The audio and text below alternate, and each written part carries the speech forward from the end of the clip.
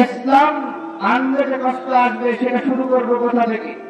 সেটা শুরু করি আমাদের রাসূল মুহাম্মদ সাল্লাল্লাহু আলাইহি ওয়াসাল্লামের কাছ থেকে। রাসূলুল্লাহ সাল্লাল্লাহু আলাইহি ওয়াসাল্লাম যে যুগে জন্মগ্রহণ করেছিলেন সে যুগের নাম হলো জাহিলি যুগ। যুগের নাম কি? জাহিলি যুগ। যে যুগে জীবন্ত কন্যা সন্তানদেরকে পুঁতে ফেলা হতো, যে যুগে নারী পুরুষের মেলামেশা ছিল আবার আমাদের এই যুগের থেকেও নিকৃষ্ট। তবে বেশি সময় লাগবে না, আমাদের যুগ তাদের থেকে নিকৃষ্ট হয়ে যাবে। সে সময় অতি নিকটে এসেছে, আমাদের আচার আচরণ এবং ব্যবহারের মাধ্যমে তা প্রকাশিত হচ্ছে। তো বলছিলাম ইসলাম মানলে কষ্ট আসবে, রাসূলুল্লাহ সাল্লাল্লাহু আলাইহি ওয়াসাল্লামকে দিয়ে শুরু করব। রাসূলুল্লাহ সাল্লাল্লাহু আলাইহি ওয়াসাল্লাম যখন জন্মগ্রহণ করেন সে জাহিলি যুগে, ধীরে ধীরে যখন রাসূলুল্লাহ বড় হন, চতুর্দিকে যখন মদ্যপায়ীদের অবস্থান ছিল এত বেশি, সেখানে মদ না পান করে থাকা অসম্ভব হয়ে গিয়েছিল। যেখানে গান বাজনা বাদ্যযন্ত্রের প্রভাব এত বেশি ছিল, সেখানে গান বাজনা বাদ্যযন্ত্র থেকে বিরত থাকা তার থেকেও বেশি কঠিন হয়ে গিয়েছিল। যে যুগে রাসূলুল্লাহ সাল্লাল্লাহু আলাইহি ওয়াসাল্লাম ধীরে ধীরে বড় হচ্ছিলেন, সে যুগে মিরাসের সম্পত্তি, পূর্বপুরুষের অধিকারের সম্পত্তি পাওয়া হয়, তা এমন ভাবে আত্মসাৎ করা হয়েছিল, যেমন ভাবে আমাদের সমাজে প্রচলন হয়ে যাচ্ছে। ভাইয়ের সম্পত্তি বোন ঠিকভাবে দিচ্ছে না, ভাই বোনের সম্পত্তি ঠিকভাবে দিচ্ছে না, এরকম একটা চিত্র, এর থেকেও নিকৃষ্ট জঘন্য চিত্র ছিল রাসূলুল্লাহ সাল্লাল্লাহু আলাইহি ওয়াসাল্লাম যে যুগে জন্মগ্রহণ করেন। রাসূল সাল্লাল্লাহু আলাইহি ওয়াসাল্লাম যে যুগে জন্মগ্রহণ করেন সে যুগে তাহলে ভাবুন, ন্যায় পথে চলা তো দূরের কথা, স্বাভাবিক নিয়মে সামাজিক ভাবে যদি কেউ ভালো থাকতে চায় তাও তার নিকটে অনেক কঠিন হয়ে পড়েছিল। সেখানে শরীয়ত মেনে সে শরীয়তের প্রধান হয়ে শরীয়ত পরিচালনা করা কতটা কঠিন ছিল। যুগের পরিস্থিতিটা এত কঠিন, সেখানে রাসূলুল্লাহ সাল্লাল্লাহু আলাইহি ওয়াসাল্লাম নিজেকে সামাজিকভাবে ভালো রাখবেন, সেটা কতটা কঠিন। তার থেকে অধিক কঠিন হলো যে রাসূলুল্লাহ সাল্লাল্লাহু আলাইহি ওয়াসাল্লাম সেখানে দ্বীনের দাওয়াত দিলেন, আর সে দ্বীনের দাওয়াতে তিনি হলেন প্রধান, তিনি হলেন নেতা, যিনি দ্বীনকে নিয়ে আসবেন মানুষের সামনে। তাহলে সে পরিস্থিতিটা আরো কত কঠিন। তো এই পরিস্থিতি যখন আসছে, রাসূল সাল্লাল্লাহু আলাইহি ওয়াসাল্লাম যখন ওহীর জন্য যোগ্য হলেন, প্রাপ্ত বয়স যখন আল্লাহ সুবহানাহু ওয়া তাআলা তাকে দান করলেন, আর প্রাপ্ত বয়স হওয়ার পরে যখন ওহীটা দিলেন আর ওহীর দাওয়াত যখন শুরু করলেন, তখন শুরু হয়ে গেল আল্লাহর রাসূলের উপরে কষ্ট। তার আগে বলি, রাসূলুল্লাহ সাল্লাল্লাহু আলাইহি ওয়াসাল্লাম এই নবুয়ত প্রাপ্তির আগে সেই জাহিলি যুগে এমন ভাবে নিজের জীবনকে পরিচালনা করেছিলেন, এমন ভাবে নিজের জীবনকে অতিবাহিত করছিলেন যে ওই সভ্যতার ভিতরেও রাসূলুল্লাহ সাল্লাল্লাহু আলাইহি ওয়াসাল্লাম সমস্ত মানুষদের নিকটে বিশ্বস্ত একজন মানুষ হয়ে গিয়েছিলেন, যে কারণে তার নাম দেওয়া হয়েছিল আল আমিন, বিশ্বাসী, বিশ্বস্ত। তখন কিন্তু আল্লাহ রাসূলের উপরে ওহী আসেনি, কিন্তু গোটা আরব, গোটা মক্কাবাসী, কুরাইশ যত পুত্র আছে, আবানি আব্দুল মানাফ, হাতিম চাই, যত পুত্র আছে সমস্ত পুত্র রাসূল সাল্লাল্লাহু আলাইহি ওয়াসাল্লামকে বিশ্বাসী বলে মানতেন। এটা হলো আল্লাহ রাসূলকে ওহী দেওয়ার আগে। এবার রাসূল সাল্লাল্লাহু আলাইহি ওয়াসাল্লাম যখন ওহী প্রাপ্ত হলেন, আল্লাহ রাসূল সাল্লাল্লাহু আলাইহি ওয়াসাল্লাম এই ওহী প্রাপ্ত হওয়ার আগে হেরা গুহায় প্রায় 6 মাস যাতায়াত করেছিলেন। তো যাতায়াত করাতেই যখন আল্লাহ রাসূলের উপরে ওহী নাযিল হলো, আল্লাহ রাসূল বুঝতে পারলেন অনেক বিস্তারিত আলোচনা। তো বোঝার পরে এই ওহীর ঘোষণা যখন দিলেন, তখন আল্লাহ রাসূল সাল্লাল্লাহু আলাইহি ওয়াসাল্লাম একটা পাহাড়ে আরোহণ করলেন, একটা পাহাড়ে উঠলেন। পাহাড়ে ওঠার পরে সমস্ত গোত্রগুলোকে এক এক করে ডাক দিলেন। ডাক দেওয়ার পরে আল্লাহ রাসূল যখন ছিলেন বিশ্বাসী, আপনাদের এলাকার যদি কোনো গণ্যমান্য ব্যক্তি যার আচার ব্যবহার আপনাকে ভালো লাগে বা যে ভালো, সে যদি কোনো কাজে কাউকে ডাকে তাহলে তাকে পাওয়া যায়। তো আল্লাহ রাসূল সাল্লাল্লাহু আলাইহি ওয়াসাল্লাম ওই পরিবেশ জাহিলিয়তে করে গিয়েছিলেন। তো যখন তিনি ওই পর্বতে আরোহণ করে সমস্ত গোত্রকে ডাক দিয়ে সামনে পাঠালেন, যদি কেউ গোত্রতে আসতে পারেনি তাহলে প্রতিনিধি পাঠিয়ে দিয়েছে, এক কথায় তার সামনে অনেক মানুষের সমাগম। এবার রাসূল সাল্লাল্লাহু আলাইহি ওয়াসাল্লাম বলছেন যে আমি যদি তোমাদেরকে বলি যে এই পর্বত, যে পর্বতের উপর আমি আরোহণ করে আছি, এই পর্বতের পিছনে একটা শত্রু দল আসছে যেটা মক্কার উপরে আক্রমণ করবে, তাহলে কি তোমরা আমার কথা বিশ্বাস করবে? তখন তারা সমস্যারে সবাই একসাথে আওয়াজ দিয়ে বলল, আপনি তো আলামিন, ইন্না লা'লামু আনকা মুসাদ্দিকুন, আমরা জানি আপনি সত্যবাদী, আপনি যদি এই কথা বলেন তাহলে আমরা এই কথা বিশ্বাস করতে বাধ্য। আপনি যদি বলেন পিছনে একটা শত্রু দল আছে যারা আমাদেরকে আক্রমণ করবে, যারা আমাদেরকে আমাদের ঘর বাড়ি ভিটা থেকে বিতাড়িত করবে, আপনি যদি এই কথা বলেন তাহলে আমরা মক্কার কুরাইশ সম্প্রদায়, আমরা মক্কার বানি আব্দুল্লাহ এবং যত পুত্র আছে সবাই এক এক করে বলতে লাগলো, অবশ্যই আমরা বিশ্বাস করব। তখন রাসূল সাল্লাল্লাহু আলাইহি ওয়াসাল্লাম বলেছেন, তোমাদের যদি এরকম অগাধ বিশ্বাস আমার উপরে থাকে তাহলে শুনো, আমি হলাম আজ থেকে স্বীকৃতি দিচ্ছি বা তোমাদেরকে সাক্ষ্য রাখছি, আল্লাহ সুবহানাহু ওয়া তাআলা আমাকে তোমাদের নিকটে প্রতিনিধি হিসেবে পাঠিয়েছেন, আমাকে তোমাদের নিকটে রাসূল হিসেবে পাঠিয়েছেন, আল্লাহর বার্তাবাহক হিসেবে পাঠিয়েছেন। সব উল্টে গেল। কিছুক্ষণ আগে যারা ভাষণ দিচ্ছিল, কিছুক্ষণ আগে যারা আল্লাহ রাসূলকে অগাধ বিশ্বাস করছিল, সমস্ত বিশ্বাস যেন স্তব্ধ হয়ে গেল। গোটা ওই পর্বতের নিচে যত মানুষ ছিল সমস্ত মানুষ স্তব্ধ, কেউ আর কোনো জবাব দেয় না। আবার কিছুক্ষণ পরে আল্লাহ রাসূল যখন বলছেন যে আমি তোমাদেরকে এক ইলাহর রাসূল দাবি করেছে, গলা নিস্তব্ধ ছিল, আওয়াজ ছিল না। যখনই বলেছে তোমরা যে মক্কার কাবার ভিতরে 360টা মূর্তি দেখেছো, এই শতাধিক মূর্তিকে ভেঙে দিয়ে এক আল্লাহ সুবহানাহু ওয়া তাআলার ইবাদত করতে হবে, এক আল্লাহ সুবহানাহু ওয়া তাআলার দাসত্ব করতে হবে, তখন সমস্ত মানুষ কেঁপে গেছে। যে মুহাম্মদকে আমরা চিন্তা করেছি মুহাম্মদ নয়, এ আমাদের ইলাহদেরকে বাদ দিয়ে এক ইলাহের দাবি নিয়ে এসেছে। তখন সবাই তাকে ব্যঙ্গ করতে শুরু করলো, এবং সব থেকে বেশি যে ব্যঙ্গ করলো সেটা হলো কি, সেই ব্যক্তির নাম কি আপনারা তো জানেন, আবু লাহাব। যে অনুবাদ বা যে সূরা আপনারা সবাই জানেন, সূরা লাহাব। সূরা লাহাবে আল্লাহ সুবহানাহু ওয়া তাআলা তার সে আলোচনাকে বিস্তারিতভাবে নিয়ে এসেছেন। তো আল্লাহ রাসূল যখন ভাবে দাওয়াত দিচ্ছিলেন, তখন ওই আবু লাহাব ওখান থেকে এক খণ্ড পাথর তুলে রাসূলুল্লাহ সাল্লাল্লাহু আলাইহি ওয়াসাল্লামের দিকে ছুঁড়ে মারেন। কোন বর্ণনায় পাওয়া যায় সে পাথর দিয়ে রাসূল সাল্লাল্লাহু আলাইহি ওয়াসাল্লামকে লেগেছে, আবার কেউ বলেন যে লাগেনি, তবে পাথর ছুঁড়ে মেরেছিল, এই কথা সত্য। তখন আল্লাহ সুবহানাহু ওয়া তাআলা তার হাবিবের জন্য সূরা নাযিল করলেন, তাব্বাত ইয়াদা আবি লাহাবিন ওয়া তাব,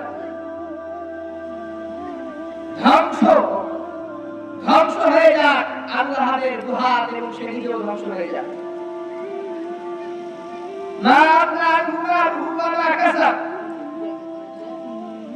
সে যা উপার্জন করেছে এবং পৃথিবীতে যত সম্পদ তার ছিল, কোন সম্পদ তার কাজে আসলো না। এখান থেকে বোঝাতে যাচ্ছি রাসূলুল্লাহ সাল্লাল্লাহু আলাইহি ওয়াসাল্লাম যখন ন্যায়ের দাওয়াত দেওয়া শুরু করলেন, 40 বছরের জীবন অতিবাহিত করলেন। রাসূলুল্লাহ সাল্লাল্লাহু আলাইহি ওয়াসাল্লাম তার জীবনে কোনো বাধা আসলো না, তাকে কেউ অপমান করলো না, অপদস্থ করলো না, বিশ্বাসঘাতক করলো না, তাকে কেউ আঘাত করলো না। কিন্তু যখন ন্যায়ের দাওয়াত দিলেন, যখন সত্যবাণী প্রকাশ করার জন্য পাহাড়ে আরোহণ করে বললেন যে আমি তোমাদের নিকটে সত্যের দাওয়াত নিয়ে এসেছি, আমি তোমাদের নিকটে এক ইলাহের দাওয়াত নিয়ে এসেছি, তখন গোটা আরব সাল্লাল্লাহু আলাইহি ওয়াসাল্লাম ওখানে থাকা অবস্থায় তাকে অপমান শুরু করে দিল। ঈশ্বরকে অপমান করছে তা নয়। তো আজকে যে বিষয় ইসলাম মানতে কষ্ট আসবে, তো ইসলামের দাওয়াত যখন দিয়েছে আল্লাহ রাসূল তখনই কষ্ট শুরু হয়ে গেছে এবং এভাবেই চলতে থাকলো। রাসূলুল্লাহ এই একেবারে স্তব্ধ থাকতো, স্তব্ধ। রাসূলুল্লাহ সাল্লাল্লাহু আলাইহি ওয়াসাল্লাম যখন এক ইলাহের দাওয়াত দিয়ে যখন ধীরে ধীরে নিজের ঘরের সংখ্যা বাড়াচ্ছিলেন, তখন আল্লাহ রাসূলের উপরে বিপদ আসতে শুরু করলো। শুধু তাই নয়, রাসূলুল্লাহ সাল্লাল্লাহু আলাইহি ওয়াসাল্লাম যখন রান্না করছিলেন, বাসায় রান্নার কাজ করছিলেন, রান্নার কাজ করতে করতে পাশের বাড়ি থেকে আল্লাহ রাসূলের বাড়ির উপরে ময়লা নিক্ষেপ করা হতো। যে ময়লা এসে আল্লাহ রাসূলের উনুনের উপরে পড়তো, রান্নার চুলার উপরে পড়তো। তখন আল্লাহ রাসূল সাল্লাল্লাহু আলাইহি ওয়াসাল্লাম সেই ময়লাগুলোকে একত্র করে, সেই ময়লাগুলোকে জড়ো করে সেই ময়লার স্তূপে গিয়ে ফেলে আসতো। আর আল্লাহ রাসূল কান্নার বলতেন, অনেক ছোট কণ্ঠ করে বলতেন, হৃদয় কণ্ঠ করে বলতেন, ইয়া বানি আব্দুল বারা ফাইদা বারি হাযা, ওহে বানি আব্দুল বারা, প্রতিবেশীর সাথে প্রতিবেশীরা কেমন আচরণ। শুধু তাই নয়, ইসলামের ইবাদত যখন আল্লাহ রাসূল করতেন, যখন আল্লাহ রাসূল সালাতে যেতেন, যখন সালাতে যাওয়ার পরে সিজদাতে চলে যেতেন, সিজদাতে যাওয়ার পরে আল্লাহ রাসূলের মাথার উপরে ভারী পদার্থগুলো, কোন বর্ণনায় এসেছে ময়লা, কোন বর্ণনায় এসেছে উটের ভুঁড়ি, এই সমস্ত ভুঁড়ি আল্লাহ রাসূলের মাথার উপরে গালেন করে দেওয়া হতো, যার ভারের কারণে আল্লাহ রাসূল সিজদা থেকে উঠে এসে শক্তি পাচ্ছিলেন না। যখন এরকম ঘটলো, তখন এক ব্যক্তি ফাতিমা রাদিয়াল্লাহু তাআলা আনহাকে গিয়ে বললেন যে মুহাম্মদ রাসূলুল্লাহ সাল্লাল্লাহু আলাইহি ওয়াসাল্লামের উপরে এরকম অত্যাচার করা হচ্ছে। আল্লাহ রাসূল সাল্লাল্লাহু আলাইহি ওয়াসাল্লাম তিনি নামাজের জন্য আল্লাহর সবথেকে নিকটবর্তী হওয়ার জন্য সিজদায় গিয়েছেন, আর আল্লাহ সুবহানাহু ওয়া তাআলা রাসূলের উপরে উটের ভুঁড়ি চাপিয়ে দেওয়া হয়েছে। তখন ফাতিমা রাদিয়াল্লাহু তাআলা আনহা দ্রুত ছুটে গেলেন, দ্রুত ছুটে গিয়ে সে ভুঁড়ি তার মাথা থেকে সরালেন, তারপরে তিনি সিজদা থেকে উঠতে পেরেছিলেন। আল্লাহ রাসূলের নবুয়তের 23 বছর আর নবুয়তের আগে 40 বছরের এমন কোন বর্ণনা নাই যে মুহাম্মদ রাসূলুল্লাহ সাল্লাল্লাহু আলাইহি ওয়াসাল্লামকে কেউ কষ্ট দিয়েছে, কিন্তু নবুয়তের 23 বছরে এমন পরিস্থিতি হয়েছে যে কষ্টের সীমা নেই। তো আল্লাহ রাসূল সাল্লাল্লাহু আলাইহি ওয়াসাল্লাম এগুলো তো সামাজিক ভাবে কষ্ট গেছে। আবু জাহেলের ছেলের সাথে রাসূলুল্লাহ সাল্লাল্লাহু আলাইহি ওয়াসাল্লামের মেয়ের বিয়ে হয়েছিল। তো আল্লাহ রাসূল যখন থেকে ইসলামের দাওয়াত দেওয়া শুরু করলেন, তখন রাসূলের মেয়েদের উপরে কষ্ট বা পারিবারিক টর্চার শুরু হয়ে গেল, এমনকি তালাক প্রাপ্ত পর্যন্ত হয়ে গেলেন। শুধু একটাই কারণ, রাসূলুল্লাহ সাল্লাল্লাহু আলাইহি ওয়াসাল্লাম সত্যের দাওয়াত দিচ্ছেন, ইসলামের দাওয়াত দিচ্ছেন। তো একজন পিতার কাছে সবথেকে কষ্টের যে তার মেয়েকে স্বামীচ্যুত করা।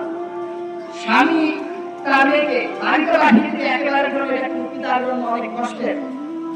সমস্ত পিতার জন্য যে রাসূল বলে আলাদা হবে এমন না, রাসূলও কষ্ট পেয়েছিলেন, যেটা তিনি জীবনে এক পর্যায়ে গিয়ে বলেছিলেন।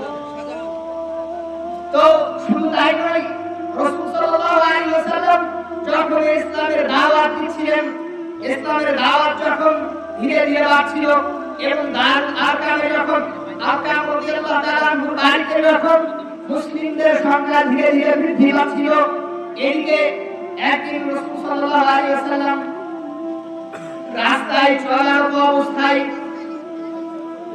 আবু জাহেল রাসূল সাল্লাল্লাহু আলাইহি ওয়াসাল্লামকে আঘাত করেছিলেন। ওদিকে রাসূল সাল্লাল্লাহু আলাইহি ওয়াসাল্লামের চাচা কোন এক সফরে ছিলেন, সেই সফর থেকে রাসূল সাল্লাল্লাহু আলাইহি ওয়াসাল্লাম সেই চাচা সফর থেকে আসছিলেন, আর এক মহিলা তাকে বললেন যে আপনার ভাতিজাকে ইসলামের দাওয়াত দেওয়ার কারণে আঘাত করা হয়েছে এবং তাকে রক্তাক্ত করেছে, আর সে রক্তাক্ত করেছে আবু জাহেল। হামজা রাদিয়াল্লাহু তাআলা আনহু এই সংবাদ শোনার পরে বাড়িতে না ফিরে সোজা আবু জাহেলের দরবারে গিয়ে সমস্ত কুরাইশদের আগে আবু জাহেলকে আঘাত করে রাসূল সাল্লাল্লাহু আলাইহি ওয়াসাল্লামের কাছে এসে বললেন যে মুহাম্মদ, আমি জানি না তুমি সত্য দিনের দাওয়াত দিচ্ছ নাকি মিথ্যা দিনের দাওয়াত দিচ্ছ, কিন্তু তুমি আমার রক্ত, তোমাকে রক্ষা করার দায়িত্ব আমার। আমি হামজা আজকে বলছি, তুমি যে দাওয়াত দিচ্ছ না কেন, যে দাওয়াত দিচ্ছ না কেন, আমি হামজা রাদিয়াল্লাহু তাআলা বলছি যে আমি আজ থেকে তোমার সাথে ধর্ম গ্রহণ করলাম। সুবহানাল্লাহ। হামজা রাদিয়াল্লাহু তাআলা প্রথমে যখন দাওয়াত গ্রহণ করেছিলেন, তখন দাওয়াত গ্রহণ করেছিলেন আবেগে, কিন্তু ইসলাম গ্রহণ করার পরে এই হামজা হয়েছিলেন ইসলামের এক সিংহ, যার ভয়ে আরব কাঁপত। হামজা রাদিয়াল্লাহু তাআলা যখন ইসলাম ধর্ম গ্রহণ করলেন, তখন ইসলামের শত্রুরা আর ভয় পেয়ে গেল যে আরবদের সেরা যোদ্ধাদের ভিতরে একজন হলো হামজা রাদিয়াল্লাহু তাআলা, একজন হলো ওমর রাদিয়াল্লাহু তাআলা, আর একজন হলো আবু জাহেল। এরা ছিল, তারপরে ছিল আবু সুফিয়ান। এরা ছিল আরবদের সেরা যোদ্ধাদের একজন। তো হামজা যখন আল্লাহ রাসূল সাল্লাল্লাহু আলাইহি সাল্লামের দলে যুক্ত হয়ে গেলেন, সমস্ত কুরাইশরা চিন্তা করে গেলেন, তাহলে ইসলামের শক্তি ধীরে ধীরে বাড়ছে, আমরা কিভাবে তাকে কমাতে পারি। এবার ঘোষণা হলো, আরবের কে এমন শক্তিশালী বীর আছে, আরবের কে এমন শক্তিশালী পুরুষ আছে, শক্তিশালী যোদ্ধা আছে, যে মুহাম্মদ সাল্লাল্লাহু আলাইহি সাল্লামের গর্দান এখানে নিয়ে আসতে পারবে। তখন ওমর রাদিয়াল্লাহু তাআলা আনহু হাত তুলে দেখালেন যে আমি ওমর আছি, রাসূলকে বা মুহাম্মদকে আমি হত্যা করব। তো এবার এই কথা চূড়ান্ত হওয়ার পরে ওমর রাদিয়াল্লাহু তাআলা আনহু খোলা তরবারি নিয়ে ছুটে চললেন মুহাম্মদ রাসূলুল্লাহ সাল্লাল্লাহু আলাইহি ওয়াসাল্লামের শির উচ্ছেদ করার জন্য, গর্দান থেকে আলাদা করে দেওয়ার জন্য। প্রতিমধ্যে এক সাহাবী, যিনি ইসলাম গ্রহণ করেছিলেন কিন্তু তার ইসলাম গোপন রেখেছিলেন, ওই সাহাবী রাসূলুল্লাহ সাল্লাল্লাহু আলাইহি ওয়াসাল্লামের কাছ থেকে আসছিলেন দারুল আরকাম থেকে। প্রতিমধ্যে ওমর রাদিয়াল্লাহু তাআলা আনহুর সাথে দেখা। তো তাকে বলছিলেন, ইয়া ওমর আইনা তাযহাব, তুমি কোথায় যাচ্ছ হে ওমর? তখন ওমর রাদিয়াল্লাহু তাআলা আনহু বলেন, আমি যাচ্ছি মুহাম্মাদের নিকটে, সাউকতির মুহাম্মদ, অচিরেই আমি মুহাম্মদকে হত্যা করব। তখন ওই সাহাবী মুহাম্মদ সাল্লাল্লাহু আলাইহি সাল্লামকে বাঁচানোর জন্য বলছেন যে তুমি মুহাম্মদকে মারতে যাচ্ছ, মুহাম্মদ 70 দিনের দাওয়াত দিচ্ছে বলে, তো আগে তোমার নিজের পরিবারকে ঠিক করো। ওমরের পরিবার বলতেছিল, ওমরের বোন এবং বোনের স্বামী ওমর রাদিয়াল্লাহু ওমর তখন তো রাদিয়াল্লাহু তাআলা এখন ভাই ওমর রাদিয়াল্লাহু তাআলা ছুটে চলে গেলেন যে আমার পরিবারে ইসলাম গ্রহণ করবে, মানে এটা হতে পারে না। চলে গেলেন। চলে যাওয়ার পরে বাড়ি ঢোকার আগে দেখছেন যে তার বোনের স্বামী এবং তার বোন কোরআন তেলাওয়াত করছে, আর একজন সাহাবী তাদেরকে তালিম দিচ্ছে। যখন ওমরের কণ্ঠ হয়েছে যে ব্যক্তি তালিম দিচ্ছিল সে বাড়ি থেকে বের হয়ে গেল। বের হয়ে যাওয়ার পরে তার বোনের জামাইয়ের নাম ছিল সাঈদ। কি নাম ছিল? সাঈদ। তো তাকে জিজ্ঞেস করলেন, তুমি কি পাঠ করছিলে? তার স্বীকার করতে চাচ্ছিল না। তার বোনকে জিজ্ঞেস করলেন, কি পাঠ করছিলে? স্বীকার করতে চাচ্ছিল না। তার বোনকে আঘাত করার পরে বোনের বক্ষস্থল থেকে একটা কাগজের টুকরা পড়ে গেল। সেটা হলো সূরা তাহার কিছু অংশ। তো এই অংশটা নেওয়ার পরে ওমর রাদিয়াল্লাহু তাআলা আনহু পড়ার চেষ্টা করছিলেন। তার বোন বললেন, যাও, এটা পড়া তোমার এখনো সময় হয়নি, তোমাকে আগে পবিত্রতা অর্জন করতে হবে, আগে গোসল করে আসতে হবে, তারপরে তুমি এটা পড়ার অনুমতি পাবে। তিনি পবিত্র হয়ে আসলেন। আসার পরে যখন ওটা করছিলেন তখন তার দেহ থরথর করে কাঁপছিল যে আমি ওমর এতদিন আরবদের এত কবিতা পড়েছি, এত সাহিত্যের বই পড়েছি, এত বড় বড় সাহিত্যিকদের লেখা পড়েছি, কিন্তু আমি ওমর আজকের লেখার মতো কোনো লেখা পড়িনি। এটা কোনো সাধারণ মানুষের কথা হতে পারে না, অবশ্যই অবশ্যই এটা রবিও বাণী হবে। ওমর রাদিয়াল্লাহু তাআলা আনহু যে ওমর আল্লাহ রাসূলকে হত্যা করার জন্য খোলা তরবারি নিয়ে ছুটে চলছিলেন, সে ওমর এখন খাপবদ্ধ তরবারি নিয়ে অন্তরের ভিতরে এই আকাঙ্ক্ষা রাখলেন, আমি সেখানে রাসূল সাল্লাল্লাহু আলাইহি ওয়াসাল্লামের নিকটে গিয়ে কালেমা পড়ে মুসলিম বা ইসলাম ধর্ম গ্রহণ করব। ইসলাম ধর্ম গ্রহণ করার আলোচ্য বিষয় এখানে নয়। আমি বলতে যাচ্ছি রাসূল সাল্লাল্লাহু আলাইহি ওয়াসাল্লামকে হত্যা করার চেষ্টা করা হয়েছিল বহুবার। তার ভিতরে সবথেকে প্রচলিত আলোচনা হলো ওমর রাদিয়াল্লাহু তাআলা আনহুর এই আলোচনা। তো ওমর রাদিয়াল্লাহু তাআলা আনহু চলে গেলেন দারুল আরকামে, গিয়ে দরজায় বাড়ি করলেন। বলছে কে? বলছে আমি ওমর ইবনে খাত্তাব। তখন হামজা রাদিয়াল্লাহু তাআলা আনহু বলছেন যে ওমরকে আমার জন্য ছেড়ে দিন, হয় আজকে ওমর পৃথিবীতে বেঁচে থাকবে, নয়তো হামজা বেঁচে থাকবে। তখন আল্লাহ রাসূল বললেন যে আপনি মাথা ধৈর্য ধারণ করুন, ওমর ইসলাম গ্রহণ করার জন্য এখানে এসেছে। তখন দরজা খুলে দেওয়ার পরে আল্লাহ রাসূল সাল্লাল্লাহু আলাইহি ওয়াসাল্লাম ওমর রাদিয়াল্লাহু তাআলা আনহুকে বক্ষে জড়িয়ে ধরে বললেন, হে ওমর, এখন কি সময় হয়নি সত্য দিন গ্রহণ করা?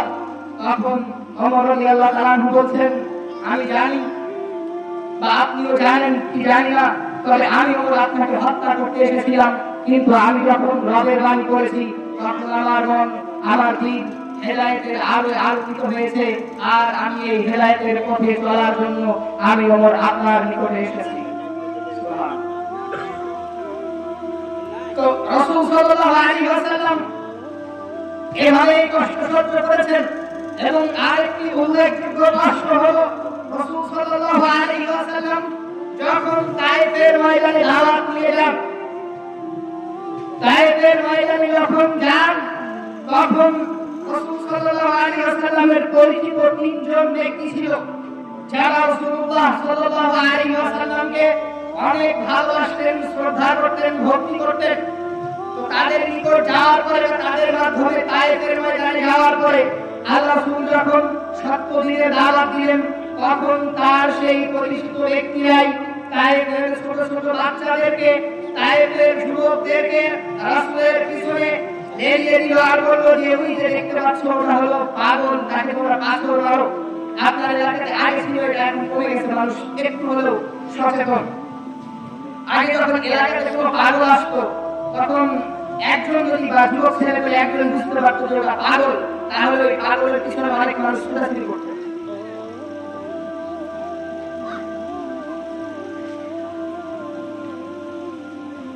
তো ওই পাগলের পিছনে ছুটতো। তো অনুরূপ ভাবে যখন তায়েফের নেতৃস্থানীয় ব্যক্তিরা বলল যে এরা হলো মুহাম্মদ, আর এ হলো পাগল, এ হলো অজানা আউল বাউল বকে বেড়ায়, ও পাগল, তোমরা তাকে পাথর নিক্ষেপ করো। তখন ছোট ছোট বাচ্চারা কি করবে? বা যুবক ছেলে পেলে যারা আগে, তারা তো ধর্ম কখনো বুঝেনি। তো তারা পাথর নিয়ে রাসূলুল্লাহ সাল্লাল্লাহু আলাইহি ওয়াসাল্লামকে আঘাত করতে করতে এমন ভাবে আঘাত করেছিল যে রাসূলের শরীরের কাপড়গুলো রাসূলের শরীরের দেহের সাথে লেগে গিয়েছিল রক্তের কারণে। এটা হলো সত্য ধর্ম, ইসলামকে আপনার নিকটে নিয়ে আসা, আপনাকে এ ধর্মে দীক্ষিত করার পূর্বে এত কষ্ট রাসূলুল্লাহ সাল্লাল্লাহু আলাইহি ওয়াসাল্লামকে সহ্য করতে হয়েছে। আলোচনা করতাম আরো দীর্ঘ, আর একজন সাহাবী শুধু জীবনী বলবো, দুজন সাহাবী বলবো, একজন শর্টকাটে বলবো আর একজন বিস্তারিত বলবো। মক্কার সে সময়ে রাসূল সাল্লাল্লাহু আলাইহি ওয়াসাল্লাম যখন সত্য দ্বীন প্রকাশ করেন, তখন সব থেকে সুদর্শন পুরুষ ছিলেন রাসূলুল্লাহ সাল্লাল্লাহু আলাইহি ওয়াসাল্লাম। তারপর সুদর্শন পুরুষ ছিলেন মুসআব ইবনে উমাইর রাদিয়াল্লাহু তাআলা আনহু। মুসআব ইবনে উমাইর রাদিয়াল্লাহু তাআলা আনহু শুধু সুদর্শন পুরুষ ছিলেন না, তিনি ছিলেন মক্কার সবথেকে সম্ভ্রান্ত পরিবারের একজন, সম্ভ্রান্ত বলতে ধনী পরিবারের একজন। তার মায়ের নাম ছিল উনাইস বিনতে মালিক। তো মুসআব ইবনে উমাইর রাদিয়াল্লাহু তাআলা আনহু যখন ইসলাম ধর্ম গ্রহণ করে এবং তার ধর্ম গ্রহণ করা না গোপন রাখেন, গোপন রাখার পরে কিছুদিন গোপন রাখতে পেরেছিলেন, তো তার মায়ের কিছু চামচা ছিল, তাদের মাধ্যমে জানতে পারে যে মুসআব ইসলাম ধর্ম গ্রহণ করেছে। তখন তার মা মুসআব ইবনে উমাইর রাদিয়াল্লাহু তাআলা আনহুকে ডেকে বলছেন, মুসআব, তুমি নাকি মুহাম্মাদের ধর্ম গ্রহণ করেছো, তুমি নাকি মুহাম্মাদের দ্বীন গ্রহণ করেছো, তুমি নাকি মুসলিম হয়েছো। মুসআব রাদিয়াল্লাহু তাআলা আনহু ভয়হীন ভাবে তার মাকে বলেছিলেন যে হ্যাঁ, পৃথিবীতে যদি এখন সত্য ধর্ম থেকে থাকে তা হলো ইসলাম ধর্ম, যার বার্তা, যার কথা মুহাম্মদ সাল্লাল্লাহু আলাইহি ওয়াসাল্লাম বলেন। তখন মুসআব ইবনে উমাইর রাদিয়াল্লাহু তাআলা আনহু এর মা তাকে তালাবদ্ধ করে দিলেন, আবদ্ধ ঘরের ভিতরে রেখে দিলেন, বাড়ি থেকে বের হওয়া নিষিদ্ধ এবং তাকে খাদ্য প্রদান পর্যন্ত করতেন না। মুসআব ইবনে উমাইর রাদিয়াল্লাহু তাআলা আনহু ওই সংক্রান্ত পরিবারে ছিলেন, যে সংক্রান্ত পরিবারে থাকা অবস্থায় তিনি মক্কার সবথেকে দামি দামি পোশাকগুলো পরছিলেন, তিনি সবথেকে দামি দামি আতর পারফিউম ইউজ করছিলেন এবং যিনি সংক্রান্ত ভাবে বিলাসিতা জীবন যাপন করছিলেন। কিন্তু ইসলাম ধর্ম গ্রহণ করার কারণে সে মুসআব ইবনে উমাইর রাদিয়াল্লাহু তাআলা আনহু এখন ঘরের ভিতরে বন্দী, তাকে ঘর থেকে বের হতে দেওয়া হচ্ছে না। তো আল্লাহর ইচ্ছায় কোনো একদিন মুসআব ইবনে উমাইর রাদিয়াল্লাহু তাআলা আনহু অনেক কষ্ট সহ্য করার পরে ঘর থেকে বের হতে পেরেছেন এবং বের হওয়ার সাথে সাথে তিনি রাসূল সাল্লাল্লাহু আলাইহি ওয়াসাল্লামের দরবারে হাজির হয়েছেন। রাসূলুল্লাহ সাল্লাল্লাহু আলাইহি ওয়াসাল্লাম তখন মদিনায় হিজরতের সময় চলছিল। তো মদিনায় হিজরত করার জন্য মুসআব ইবনে উমাইর রাদিয়াল্লাহু তাআলা আনহুকে বললেন, তিনি মদিনায় হিজরত করলেন। তার আগে মদিনা থেকে কিছু লোক এসেছিল যারা বলেছিলেন যে আমাদেরকে এমন একজন ব্যক্তি দিন যারা আমাদেরকে দ্বীন শিক্ষা দিবে। তখন মুসআব ইবনে উমাইর রাদিয়াল্লাহু তাআলা আনহুকে আল্লাহ রাসূল চয়ন করেছিলেন, তাকে সাব্যস্ত করেছিলেন এবং তাকে দ্বীন শেখানোর জন্য বানিয়েছিলেন। ওই মুসআব ইবনে উমাইর রাদিয়াল্লাহু তাআলা আনহু যখন তাদেরকে দ্বীন শিখিয়ে দিয়ে চলে আসছিলেন, ফিরে আসছিলেন মক্কাতে, আল্লাহ রাসূল সাল্লাল্লাহু আলাইহি ওয়াসাল্লামের সাথে সাক্ষাৎ হলো। সাক্ষাৎ হওয়ার পরে রাসূলুল্লাহ সাল্লাল্লাহু আলাইহি ওয়াসাল্লাম সমস্ত সাহাবাদেরকে দাঁড় করিয়ে বলছেন, ও আমার সাহাবারা, ওই যে যাকে তোমরা দেখছো মুসআব ইবনে উমাইর রাদিয়াল্লাহু তাআলা আনহু, তার পরনে দেখছো চামড়ার একটা ভারী পোশাক, তার পরনে দেখছো একটা কম দামি পোশাক।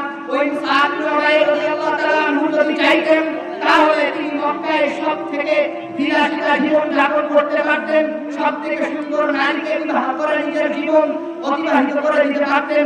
কিন্তু তিনি তা না করে ইসলাম ধর্ম গ্রহণ করে তার জীবনের সব থেকে বড় বড় কষ্টের সম্মুখীন হয়েছেন।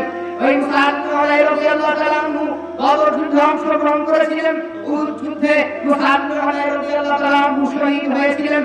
তো ওই মুসআব ইবনে উমাইর রাদিয়াল্লাহু তাআলা আনহু যখন শহীদ হওয়ার পরে যখন তাকে দাফন করা হচ্ছিল, তখন মুসআব ইবনে উমাইর রাদিয়াল্লাহু তাআলা আনহু দাফনের জন্য যে কাপড়টা পাওয়া গিয়েছিল, ওই কাপড়ে মুসআব ইবনে উমাইর রাদিয়াল্লাহু তাআলা আনহু যদি মাথা রাখা হচ্ছিল তাহলে পা বের হয়ে যাচ্ছিল, আর যদি পা ঢেকে দেওয়া হচ্ছিল তাহলে মাথা বের হয়ে যাচ্ছিল।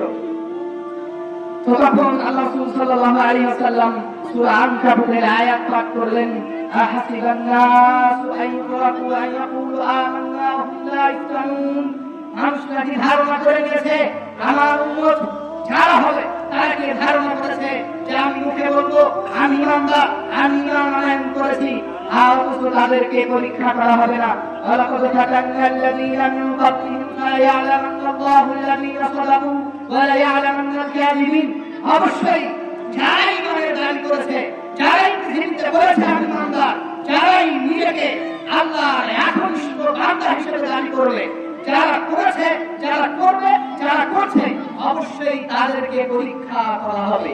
অবশ্যই তাদের জীবনে সংকীর্ণতা আসবে, অবশ্যই তাদের সম্পদে কমতি আসবে, ঘাটতি আসবে, অবশ্যই তাদের জীবন পরিচালনায় কষ্ট আসবে, এটা সত্য কথা। এবং রাসূল সাল্লাল্লাহু আলাইহি ওয়াসাল্লামের হাদিস, হরুকাতুদ দুনিয়া মুরাতুল আখিরা, পৃথিবীতে যে নিজের জীবনকে সুখে শান্তিতে পরিচালনা করবে, যে নিজের জীবনকে সুখের ভিতরে কাটিয়ে দিবে, আখিরাত তার জন্য অনেক কষ্টকর। যে নিজের জীবনকে পৃথিবীতে বিলাসিতার সাথে কাটাবে, আখিরাত তার জন্য আখিরাতে তার জন্য কষ্ট থাকবে, আখিরাত তাকে কষ্ট দিবে। আর যে ব্যক্তি হরুকাতুদ দুনিয়া হরুকাতুল আখিরা, পৃথিবী থেকে কষ্ট করে হলেও দ্বীনকে টিকিয়ে রাখবে, দ্বীনকে নিজের জীবনে বাস্তবায়ন করবে, দ্বীনের ভিতর দিয়ে নিজের জীবনকে অতিবাহিত করবে, তার জন্য আখিরাত হবে অনেক সুখের, আখিরাত হবে অনেক নিষ্ঠ, আখিরাত হবে অনেক আরামদায়ক। এই হাদিসের মানে এই নয় আপনি পৃথিবীতে সুখে থাকতে পারবেন না। এই হাদিসের মানে এই নয় পৃথিবীতে আপনার সর্বসময় কষ্ট থাকবে। এই হাদিসের মানে এই নয় আপনাকে দারিদ্র থাকতে হবে, সম্পদ উপার্জন করা যাবে না। এই হাদিসের মানে এই নয় আপনি ধনী হতে পারবেন না। এই পৃথিবীতে আপনি ধনী হবেন, এই পৃথিবীতে আপনি সম্পদের সর্বোচ্চ শিখরে পৌঁছবেন। তবে হ্যাঁ, এই সম্পদ, এই সম্মান, এই সন্তান, এই আত্মমর্যাদা এমন যেন না হয় যে আপনাকে আপনার ধর্ম থেকে, আপনাকে আল্লাহ সুবহানাহু ওয়া তাআলার জিকির থেকে, আপনাকে আল্লাহ সুবহানাহু ওয়া তাআলার দ্বীন থেকে বিরত রাখে, আল্লাহ সুবহানাহু ওয়া তাআলার স্মরণ থেকে আপনাকে আলাদা রাখে। আপনি আপনার জীবনকে পরিচালনা করবেন, আপনার জীবনকে শরিয়াত অনুযায়ী পরিচালনা করবেন, আপনার জীবনকে অতিবাহিত করবেন শরিয়াত অনুযায়ী, তাতে আপনার জীবনে সুখ থাকবে, তাতে আপনার জীবনে কষ্ট থাকবে। তবে এই কথা সত্য, যারা ইমানের দাবি করবে, যারা নিজেকে খাঁটি ইমানদার বলবে, তাদের জীবনে কষ্ট আসবে। তবে তখন বুঝবেন আপনার এটা ইমানের যত কষ্ট, যখন আপনি সৎ পথে থাকবেন। আপনি নামাজ পড়েন না, রোজা রাখেন না, সিয়াম রাখেন না, হজ করেন না, মানে ইসলামের শরীয়তের সাথে কোনো সম্পর্ক নাই। আর আপনার উপরে যখন বিপদ আসে তখন বলছেন যে আল্লাহ আমাকে শুধু পরীক্ষা করে। আপনার ধারণা ভুল। আপনি যদি দিন থেকে দূরে থাকার পরে আপনার উপরে কষ্ট আসে, তাহলে এটা পরীক্ষা না, এটা আপনার জন্য গজব, এটা আপনার জন্য ফিতনা। দিন মানার পরে যদি কষ্ট আসে, তাহলে সেটা হলো ইসলাম মানার জন্য কষ্ট। আল্লাহ সুবহানাহু ওয়া তাআলা আমাদেরকে দিন মেনে বুঝে সঠিক পথে চলার তৌফিক দান করুন, আমিন। আলোচনা বক্তা শ্রোতা উভয়কেই মানার তৌফিক দান করুন, আমিন। এই বলে আজকের আলোচনা শেষ করছি। সুবহানাকা আল্লাহুম্মা ওয়া বিহামদিক, আশহাদু আল্লা ইলাহা ইল্লা আনতা, আস্তাগফিরুকা ওয়া আতুবু ইলাইক। আসসালামু আলাইকুম ওয়া রাহমাতুল্লাহ।